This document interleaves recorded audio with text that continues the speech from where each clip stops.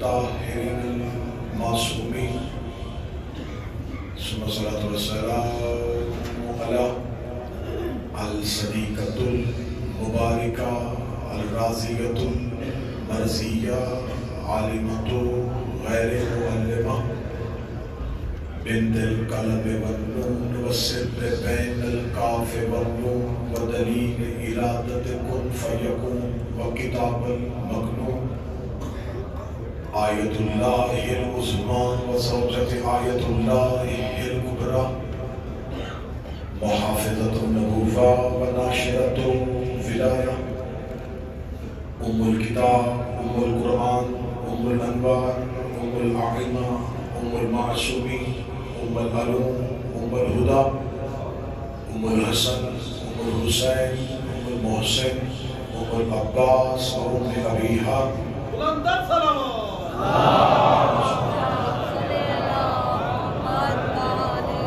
السيدة فاطمة الزهراء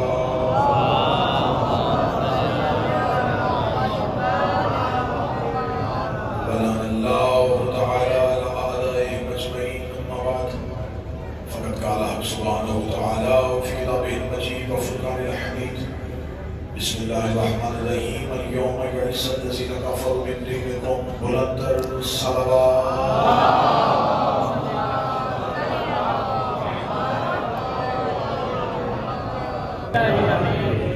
یہ دو قدم صراط مستقیم پہ چلتے ہوئے اپنے عشق کی معراج کی جانب بڑھ رہے ہیں. مولا آپ کو یہ خدمت یہ زیارت ہر سال نصیب فرمائے. یہ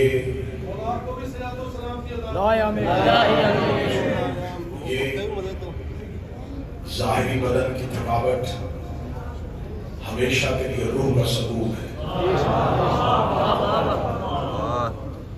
یہ وہ تھکن ہے جو ہم منتیں مان کے لیتے ہیں. یہ وہ تھکاوٹ ہے جس کے لیے بدن ہمیشہ ترستا ہے. اتنا سکون شہنشاہ کی نیند میں نہیں جتنی زائر کی آنکھوں کی جاگنے میں ہے.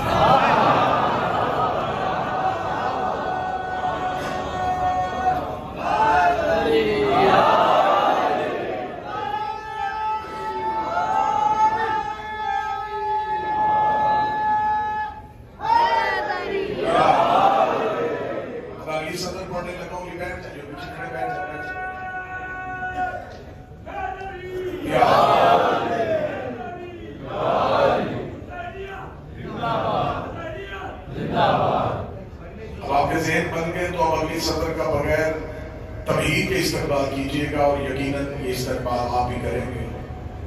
یہ قدم ایسے حسین کے شہر کی جانب جا رہے ہیں جیسے موسیٰ طور کی جانب جا رہے ہیں. یہی حد بنتا تھا زائرین کا اس جملے کا استقبال کرنے کا. یہی حد بنتا تھا زائرین کا استقبال کرنے کا.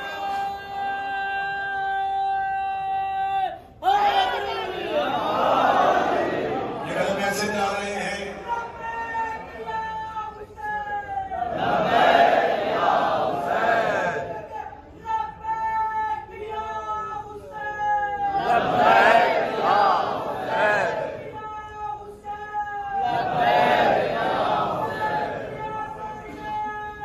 Now it's 50 room.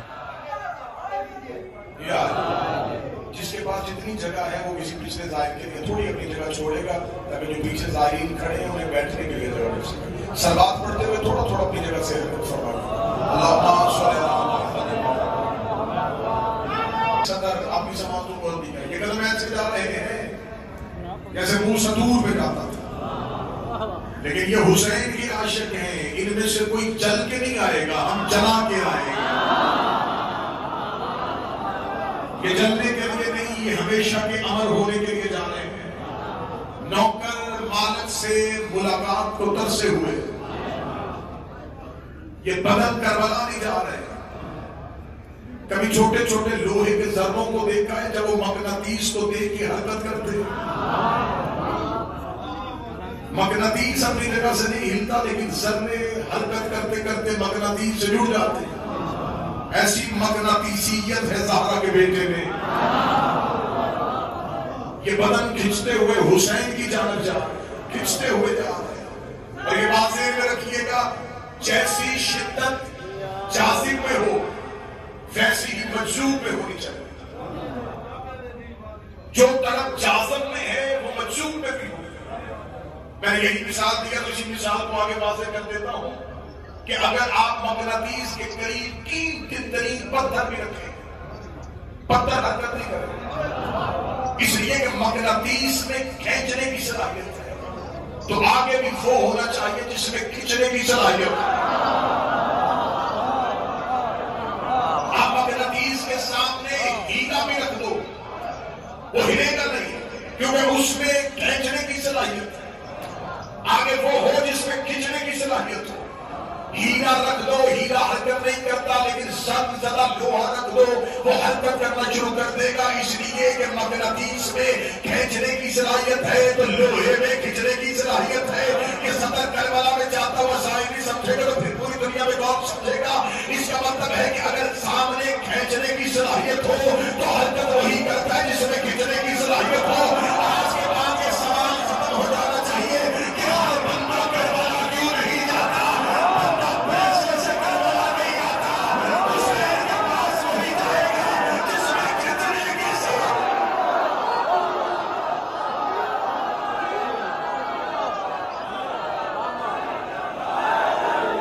آج دنیا کربلا میں جاتے ہوئے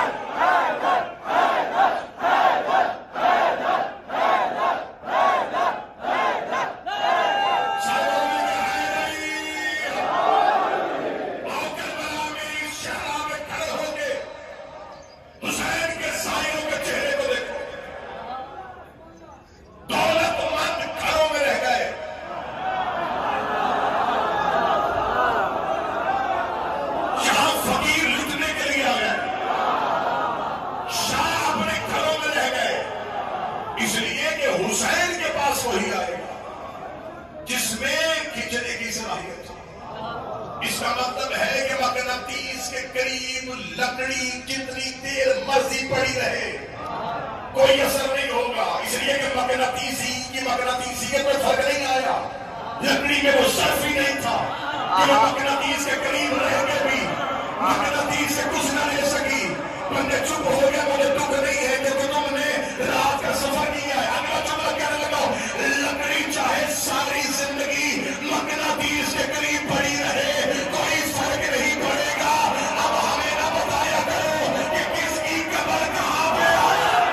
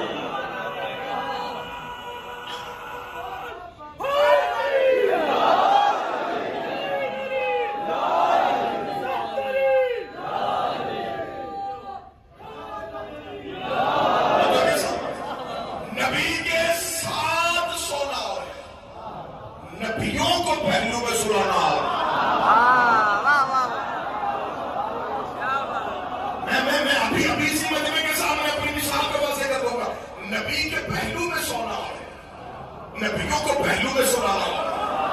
کوئی مجھے مدینے جا کے اپنا یہ بتائے کہ میرا مصطفیٰ فلاں کے پہلو میں سویا ہوا ہے، نہیں، اس لیے کہ فضیلت مصطفیٰ کی ہے، تاج وہ مصطفیٰ کے پہلو میں ہے، وہ مصطفیٰ کے پہلو میں ہے۔ کوئی نہیں یہ کہتا کہ ہمارے پیر کے پہلو میں مصطفیٰ ہے، اس لیے کہ فضائل مصطفیٰ کے ہیں، ان کے اپنے نہیں ہے۔ نجف آ کے کوئی نہیں پوچھتا کہ آدم کہاں ہے، نوح کہاں ہے، اور کوئی پوچھتا ہے علی کہاں۔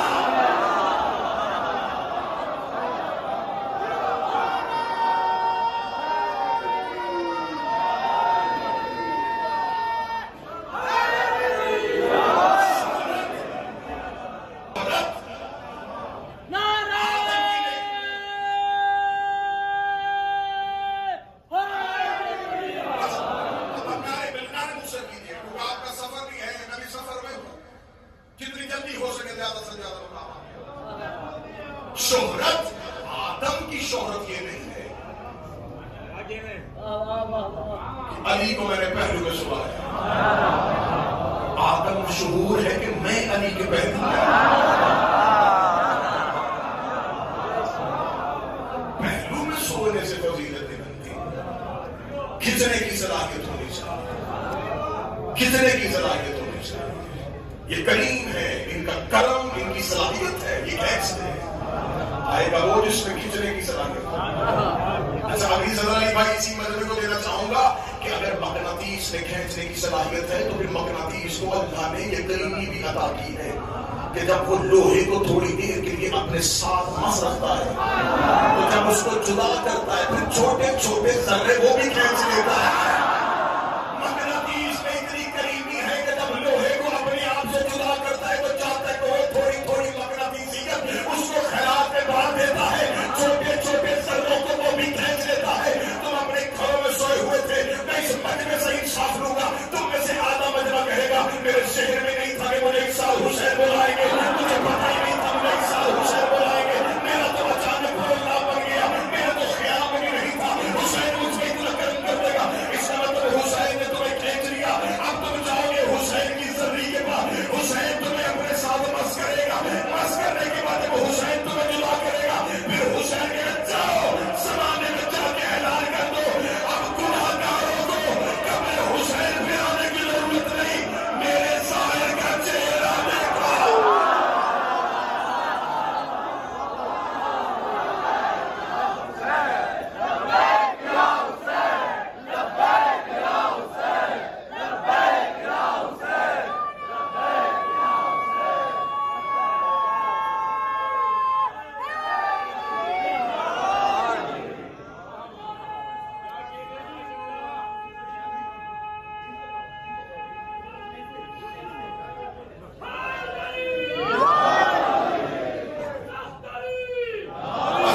حسین اتنا کریم ہے، جب یہ تھوڑی دیر کے لیے اپنے ظاہر کو اپنی ذری کے ساتھ رکھتا ہے تو حسین کہتا ہے گناہ گاروں کو گھبرانے کی ضرورت نہیں، میرا ظاہر کا چہرہ دیکھو۔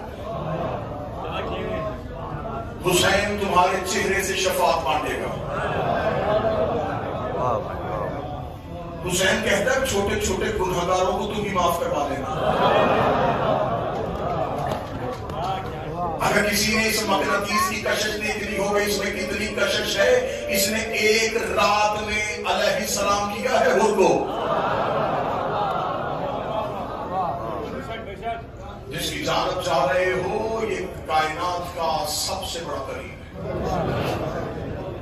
پورا مدینہ تھا لیکن سارے زہرا کے دروازے پہ نہیں آئے، کیوں؟ کھچنے کی صلاحیت ہی نہیں تھی۔ آج بندے پوچھتے ہیں اتنے لوگوں نے علی کی بیعت کیوں نہیں کی؟ کر ہی نہیں سکتے تھے، کھینچنے کی صلاحیت ہی نہیں تھی، اس میں کھینچنے کی صلاحیت تھی، ان میں کھینچنے کی صلاحیت تھی۔ جن میں کھینچنے کی صلاحیت تھی کوئی مدائن سے دوڑا، پتہ ہے تمہیں مدائن والے سلمان کا؟ اس میں کھینچنے کی صلاحیت تھی، وہ مدائن سے دوڑا، کمبر حبش سے دوڑا، ابو ذر غفار قبیلے سے دوڑا۔ کیوں؟ جن میں کھینچنے کی صلاحیت تھی، جن میں کھینچنے کی صلاحیت تھی جب وہ آ گئے تو پھر اتنے کریم تھے۔ سلمان مدائن سے چلا تو سلمان تھا، تقریر کا حصہ نہ بولنا. کشش ہوتی ہے جب جدا کرتے ہیں تو یہ کرم دیتے ہیں. جب وہ مدائن سے چلا تھا تو صرف سلمان تھا. جب در اہل بیت سے واپس اٹھا تو منا اہل بیت ہو چکا تھا. جب یہ مدائن سے چلا تو صرف سلمان تھا. یہ انہیں دہلیز سے بس کرنے کے بعد چھوڑا تو منا اہل بیت ہو گیا. ابو ذر چلا تو جندب بن جنادہ تھا. دہلیز سے مس ہونے کے بعد اٹھا تو انہوں نے ابو ذر کر دیا, کسی کو کمبر کیا. یہ علم کریمی ہے کہ یہ ہر کسی کو پہلے تو بلاتے نہیں, جس کو بلا لیتے ہیں اس کو پھر بھولتے نہیں. میں نے سے تائید کی ہے, میں نے تائید کی ہے, میں نے دعویٰ کیا تھا کہ تم میں سے اکثریت وہ ہوگی جو یہ کہے گی کہ میرے خواب و خیال میں بھی نہیں تھا. بس گھر بیٹھے تھے, کسی نے کہا بھیج پاسپورٹ, چلتے ہیں, اچانک کوئی کہیں سے آ گیا, کوئی کہیں سے آ گیا. یہ انتظام تم نے نہیں کیا. تمہارے خواب و خیال میں نہیں تھا, حسین کی فہرست میں تم تھے. اب جا کے پاکستان ہندوستان میں جس وطن سے آئے ہو جا کے بتا دینا لوگوں کو کہ جو وہاں پر خواب قبلت میں بیٹھے ہوئے کہ حسین بلائے گا تو جائیں گے. بلاوا ہی نہیں آیا. ہاں حسین بلاتا ہے. اگلی صدر کہنے لگا اور میری طاعتیں میرا آخری بندے تک بدل ہے. حسین بلاتا ہے, لیکن حسین کے بلانے کا انتظار کرنے کے لیے بندے کو حبیب ہونا چاہیے.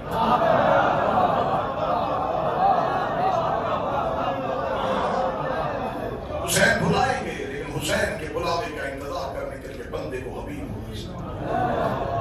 کوئی حبیب ہو تو حسین خط لکھے, اور سعید بن عبداللہ ہو حسین قاصد بھیجے. آج اس کو بلایا تھا, اسے زمانہ حبیب کہتے ہیں. حبیب کہتے ہیں. ابھی حسین نے بلانا تھا 61 ہجری میں, ماں نے 55 میں ہی حبیب کہہ دیا تھا. اب صدر کہنے لگا جو اردو کی لطافت سمجھتے ہیں, جو ادب سمجھتے ہیں, جو نزاکت الفاظ بھی سمجھتے ہیں, وہ جو سمجھیں گے یہ اس کا حبیب ہے جو اللہ کے محبوب کا حبیب ہے. حبیب اس کا حبیب ہے جو محبوب پروردگار. باقی سارے گنجے شہدا میں سوئے ہیں, حبیب کی قبر اکیلی کیوں ہے؟ میں فضائل پڑھ رہا ہوں. حسین نے اپنے 72 میں سے 2 کی قبریں انصار کی بات کر, انصار میں سے حسین میں 2 کی قبریں علیحدہ بنوائی. ایک حر کی, ایک حبیب. حر بھی گنج شہدا میں تھے, حبیب بھی گنج شہدا. حر کربلا سے باہر, حبیب حسین کی قبر کے دروازے پہ. چل میں جملہ بولتا ہوں. حر حسین کے شہر کا دروازہ,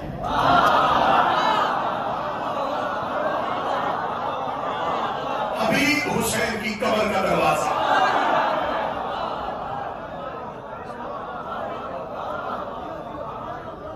میرا کریم جانتا تھا کہ قیامت تک کے لیے میرے نوکروں نے آنا ہے.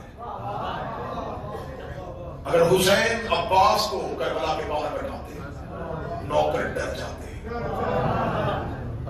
گنہگار کہاں جاتا, کیسے کربلا میں جاؤں, شہر کے باہر پاس بیٹھا. اس نے شہر کے دروازے پہ اسے کھڑا کیا جو ایک رات پہلے توبہ کرنے آیا. وہ کربلا سے باہر کھڑا تمہیں بلا رہا ہے, گناہوں کی وجہ سے پیچھے نہ جانا. یہ بڑا کریم ہے, یہ گناہ پوچھتا ہی نہیں ہے. اس نے تمہاری توبہ کا دروازہ بنایا حبیب کو. حبیب حر کو بنایا توبہ کا دروازہ. حر سے نکل کے قبر حسین پہ آئے, اب دروازے پہ حبیب کی قبر. بڑی عرفانی روحانی میں سنانا چاہتا ہوں, کیونکہ ظاہرین تم جس رستے پہ چل رہے ہو یقین کرو یہ مادیت سے روحانیت کا سفر ہے. اگلی صدر مجھے نہیں پتا کہ کوئی فقیر نماز بندہ بیٹھا ہو تو پوچھے گا, یہ خودی سے خدا کا سفر ہے.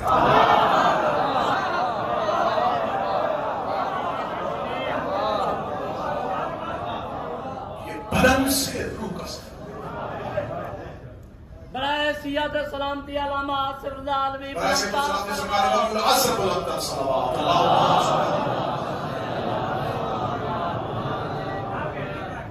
یہ خود سے خودی سے خدا کا سفر،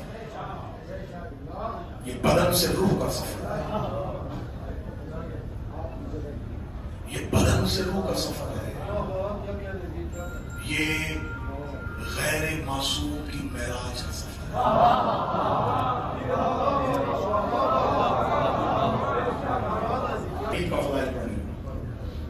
خط لکھ کے میرے مولا حسین نے بلایا، اور جو خط لکھا اس خط کو کسی کتاب سے ڈھونڈنے کی ضرورت نہیں، تم کربلا جاؤ گے، یہ خط حبیب کی قبر میں لکھا ہے. حضرت حبیب کی زری کے اندر دیکھنا، حضرت حبیب کی قبر کے اوپر جو تختی ہے، جو تعویذ ہے قبر حبیب کا، اس تعویذ پہ وہ خط لکھا ہے جو حسین نے حبیب کو لکھا تھا. اس میں میرے مولا نے حبیب کو سلام کیا ہے، السلام علیکم ایھا المجد الفقیہ. یہ عرفان سنو، پوری مجلس میں سناٹا طاری ہو جائے، خاموشی ہو جائے، مجھے پل بھر کی فکر رہی تاکہ میں تمہاری روح تک پہنچ سکوں. حسین نے کیا لکھا؟ حسین نے کہا اے مرد فقیر تم پر میرا سلام. نجف علماء کا شہر، کربلا علماء، رستے میں چلتے ہوئے تمہیں علماء کرام ملیں گے. پوچھو نا فقیر کسے کہتے ہیں؟ فقیر اسے کہتے ہیں جو دین کی سوجھ بوجھ رکھتا ہو، جس کی علوم دینیہ پہ دسترس ہو، اسے فقیر کہتے ہیں. جب میں نے حسین کا اپنے نوکر کو خط پڑھا تو اس خط میں لکھا تھا اے مرد فقیر تم پر میرا سلام. میں نے فقیر کا ترجمہ کتابوں سے ڈھونڈا تو کتابوں نے کہا جو دین کے بارے میں جانتا ہوں اسے فقیر کہتے ہیں. اب اگلی سطر دینے لگا. کوئی عام انسان کسی کو فقیر کہے اور ہے،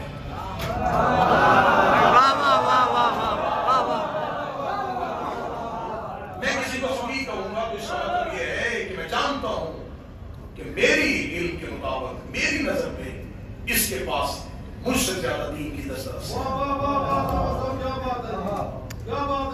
میرا کسی کو فقیر کہنا اور ہے. اب سبب دینے لگا جس کو خود دین ہی فقیر کہتے ہیں.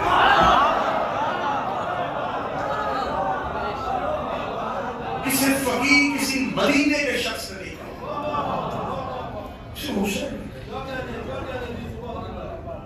مولا حسین نے کہا اے مرد فقیر تم پر میرا سلام.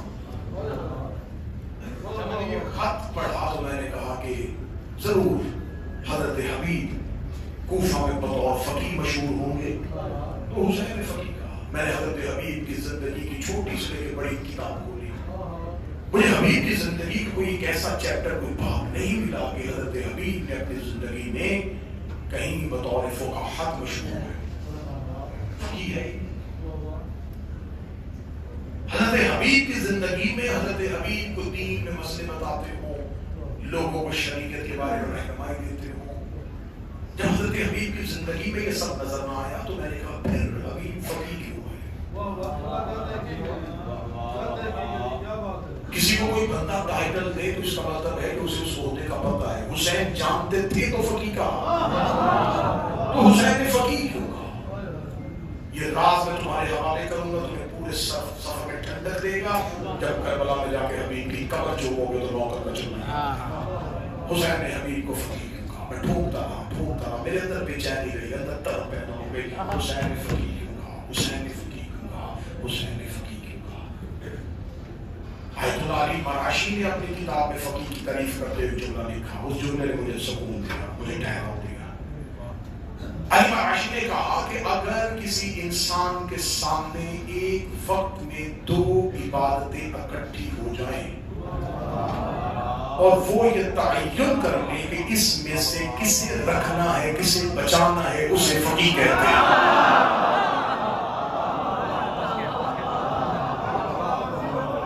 ایک وقت میں دو عبادتیں اکٹھی ہو جائیں. اب یہ عام انسان کے بس کا کام ہی نہیں، اب یہ ہمیں فقیر بتائے گا.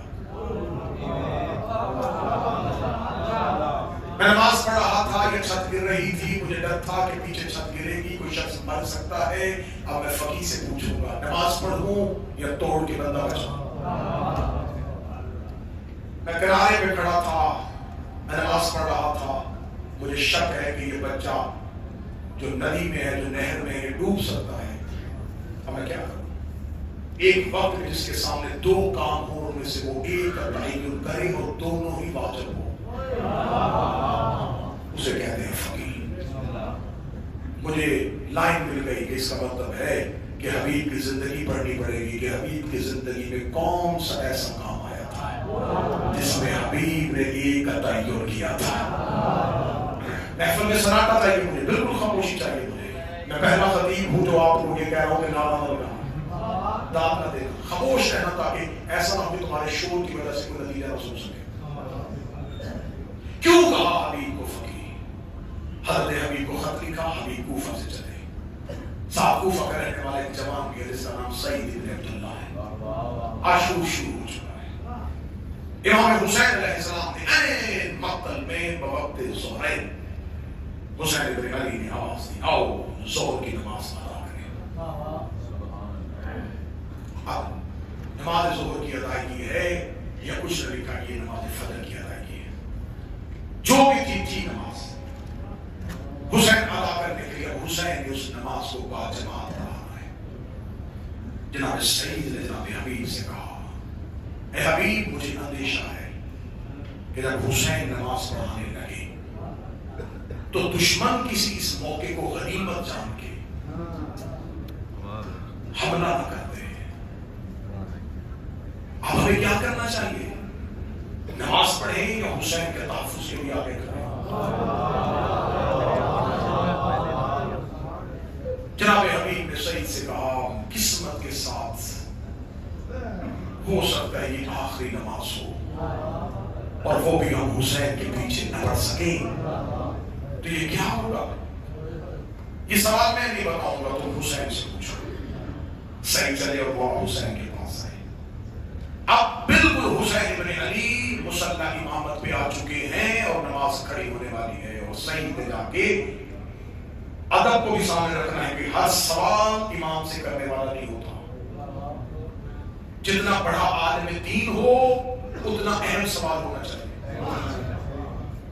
یہاں پر لا کے کسی مجتہد کو، کسی مراجع کو بٹھا دیا جائے جو علوم دینیہ کا ماہر ہو اور سامنے سے اٹھ کے کہے کہ قبلہ بتائیں امام کتنے ہیں.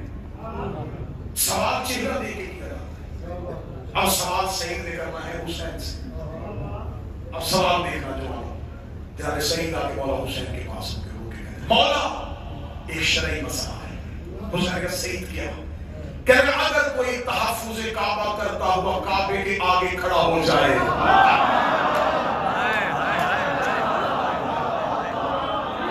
اگر کوئی شخص تحفظ کعبہ کرتا کعبے کے آگے کھڑا ہو جائے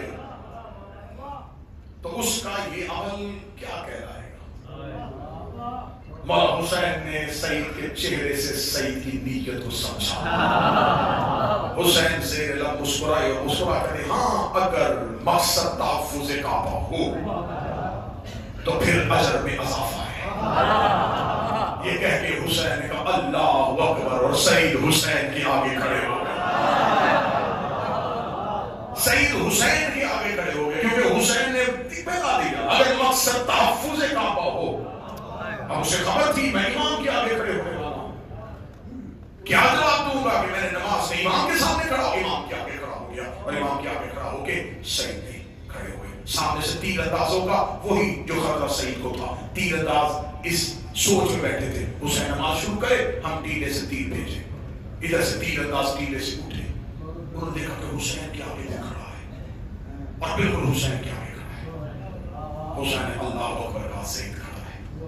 حسین رکوع میں گئے، سعید کھڑا ہے. سامنے سے تیر چلنے شروع ہوئے. سعید نے بدن پہ تیر لینے شروع کی. حسین نماز پڑھتے رہے. حسین کی پہلی رکعت ہو چکی. سعید کے بدن میں اتنا لہو تھا کہ اس نے حسین کی پہلی رکعت پڑھوائی. حسین اگلی رکعت کے قیام میں تھے. سعید کے بدن میں طاقت تھی. حسین رکوع میں گئے، سعید کے بدن میں طاقت تھی. لیکن جو ہی حسین کا رکوع سے اٹھنے کا وقت آیا، منفرد پڑھو، سعید کا بدن تھپڑایا. سعید کے اب جسم میں سکت نہ رہی. سعید کا بدن گرنے والا تھا اور حسین رکوع سے اٹھنے والے تھے. اب حسین کا سر اٹھنا ہے اور سعید نے گرنا ہے. سامنے سے تیر آ رہے ہیں. اب سعید گرے گا تو تیر حسین تک پہنچ جائیں گے. اب بالکل پیچھے حبیب کھڑا ہے. سوال سعید نے کیا تھا, حبیب نے نہیں کیا تھا. حبیب نے سوچا اگر سعید گر گیا تو میں کیا کروں گا. ادھر حسین رکوع کر کے اٹھے, ادھر سعید گرا. حبیب نے اپنی نماز کو وہیں سے توڑا اور حسین کے آگے آگے کھڑے ہو گئے. حسین کی نماز کو مکمل کروا دیا. حسین چاہتے تھے کہ کل کوئی کہہ دے گا کہ حبیب کی یہ نماز نہیں ہوئی تھی. حسین نے پہلے ہی فقیر کے ساتھ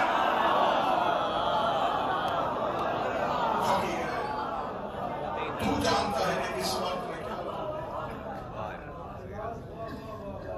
حسین نے اپنا وہ ناصر اپنی قبر کے باہر بٹھایا ہوا تاکہ وہ زمانے کو بتائے کہ اللہ کے دین میں حسین کتنا ضروری ہے.